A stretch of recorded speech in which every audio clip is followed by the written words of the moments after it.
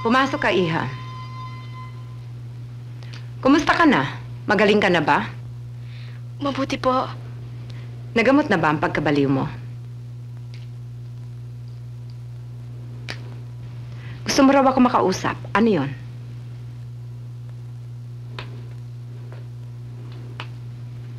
Tatanggapin mo ba ang pera?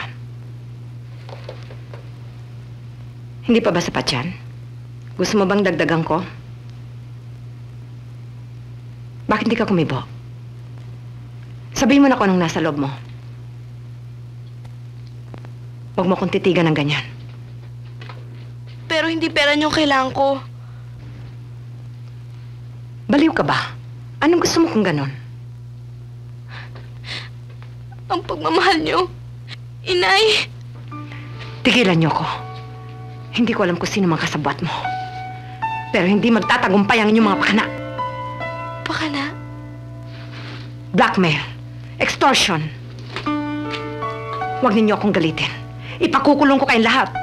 Wala naman po akong hinihingi sa inyong pera eh. Maniwala kayong wala akong masamang hangarin. Wala? Akala mo ba hindi ko alam ang ginagawa mo? Kung sino-sino ang tinatanong ninyo tungkol sa akin. Kahit saan kayo maghanap, wala kayong makikita. Dahil kailanman ay hindi ako nagkaanak. Hindi.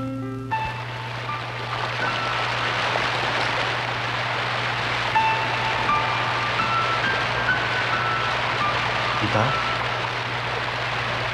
Anong ginagawa mo dyan? Tita, bakit ba?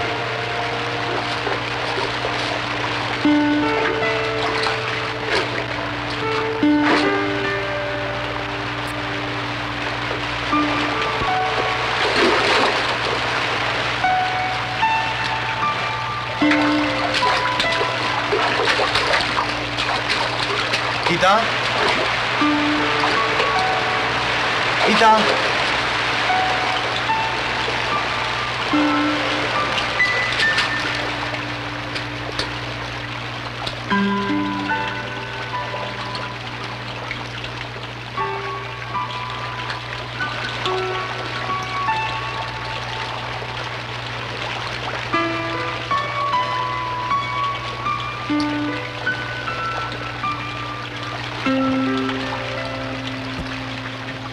Tita?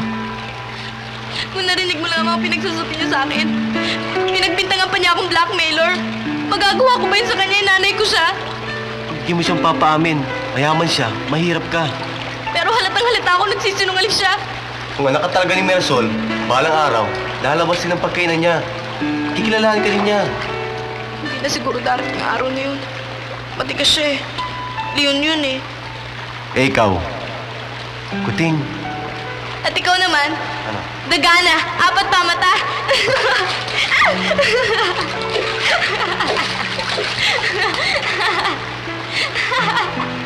O ano, wala kang masabi, ano?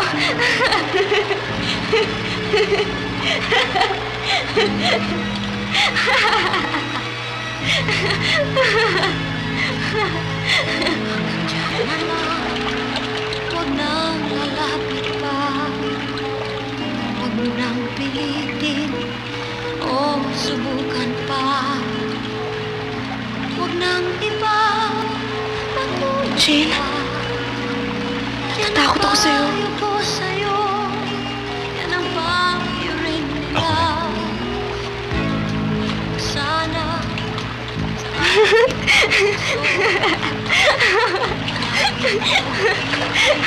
huwag kang padadala. Galit ka? Pinahiya mo ako. Yan ang payo ko sa'yo. Sana'y pakinggan. Huwag kasing kahit kailan huwag mong gagawin. Huwag kasing sa isip mo ay alisin. Huwag kasing dapat mong iwanan ang akin lang. Huwag kasing Natatakot ka pa ba? Kinakabahan.